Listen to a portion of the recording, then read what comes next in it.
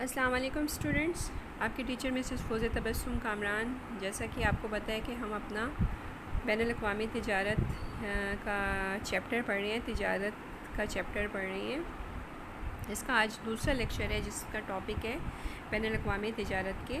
فوائد۔ ٹھیک ہے جی، تو یہ ٹاپک آپ کے سامنے ہے۔ آج ہم اپنا دوسرا لیکچر لے رہے ہیں اس ٹاپک کا، اس چیپٹر کا۔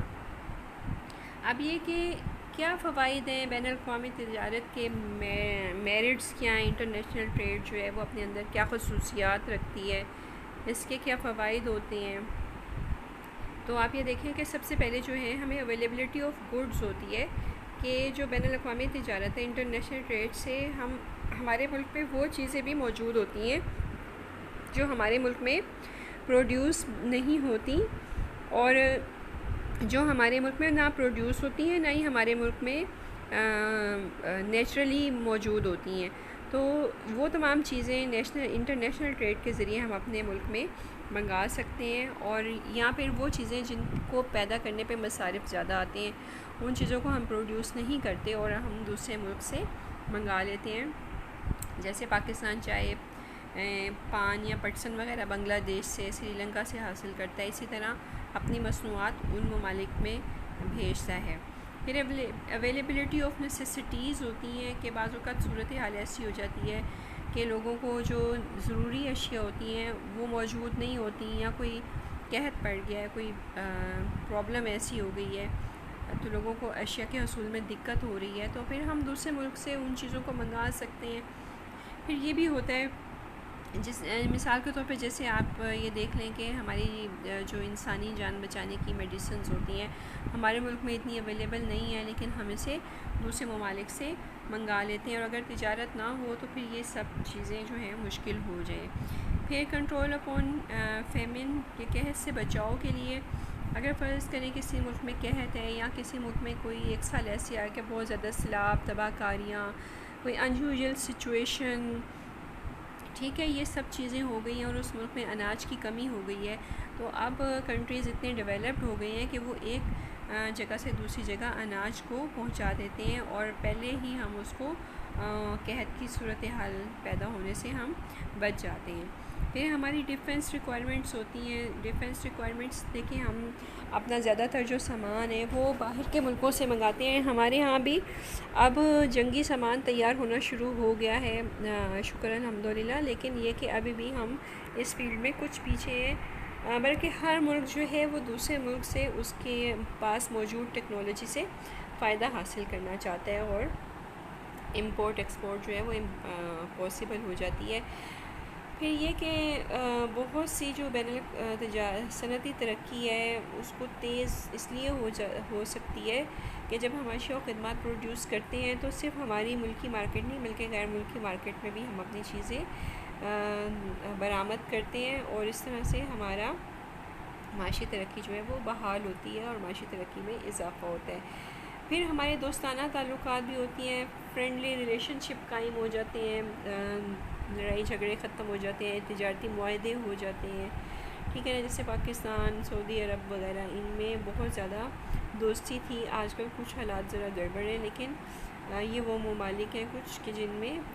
جیسے چین اور پاکستان ہے، تو ان میں بہت سے بین الاقوامی معاہدے بھی، ان میں بہت سے تجارتی معاہدے بھی ہوتے ہیں، اور چیزیں بھی ایکسپورٹ اور امپورٹ دونوں کی جاتی ہیں۔ پھر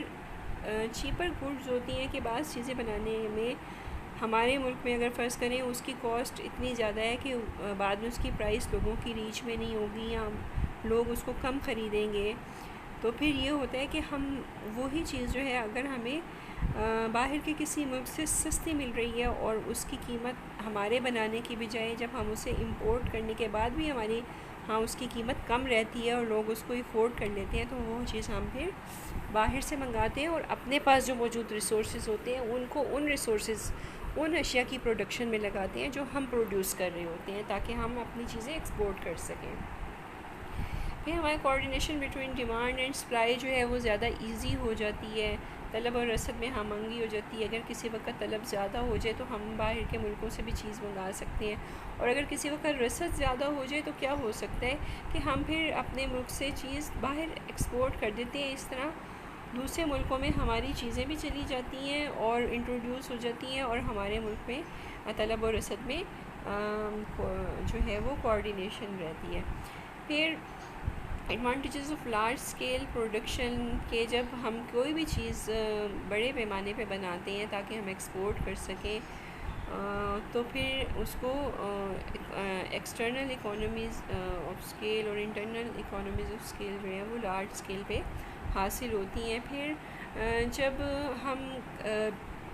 تجارت کرتے ہیں تو نہ صرف ہم چیزوں کی اور اشیاء کی تجارت کرتے ہیں، بلکہ ہمارے ملکوں کے اسٹوڈنٹس ایک دوسرے کے ملکوں میں پڑھنے جاتے ہیں، پھر وہاں سے جو کلچر ہمارے وفد ہوتے ہیں وہ ایک دوسرے کے ملکوں میں آتے جاتے ہیں۔ اس طرح ہم دوسروں کی تہذیب اور ثقافت سے، ان کے کلچر سے، ان کے رہن سہن سے واقف ہوتے ہیں۔ پھر اجارہ داریاں جو ہیں وہ اس سے اس میں لوگوں میں مقابلہ جو ہے وہ کیونکہ بین الاقوامی تجارت ہوتی ہے، بہت سے لوگ موجود ہوتے ہیں، اس لیے پھر لوگ ایک دوسرے سے مقابلہ کرتے ہیں، کسی کی اجارہ داری قائم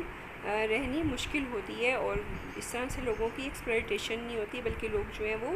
ایک دوسرے کے ساتھ بہت خوشی کے ساتھ جو ہیں وہ اشیاء پروڈیوس کرتے ہیں۔ اس سے نہ صرف چیزوں کی قیمت مستحکم رہتی ہے، بلکہ اس سے ان کی کوالٹی میں بھی امپروومنٹ ہوتی ہے۔ ٹھیک ہے جی۔ پھر اس کے بعد ہمارے پاس ہے کہ اگر اوور پروڈکشن ہو جائے، ٹھیک ہے، اگر ہمارے پاس جو ہے اوور پروڈکشن ہو جائے تو اس کی بھی ایبزارپشن ہو جاتی ہے۔ کس طرح کہ اگر کسی ملک میں کوئی چیز زیادہ پروڈیوس ہو گئی ہے تو اس کو سرد بازاری کا یا ریسیشن کا خطرہ نہیں رہتا، بلکہ وہ اپنی تمام جو ایکسیس یا اضافی چیز ہوتی ہے اس کو باہر کے ملکوں میں یا باہر کی مارکیٹس میں یا ایکسٹرنل مارکیٹس میں، انٹرنیشنل مارکیٹس میں ان کو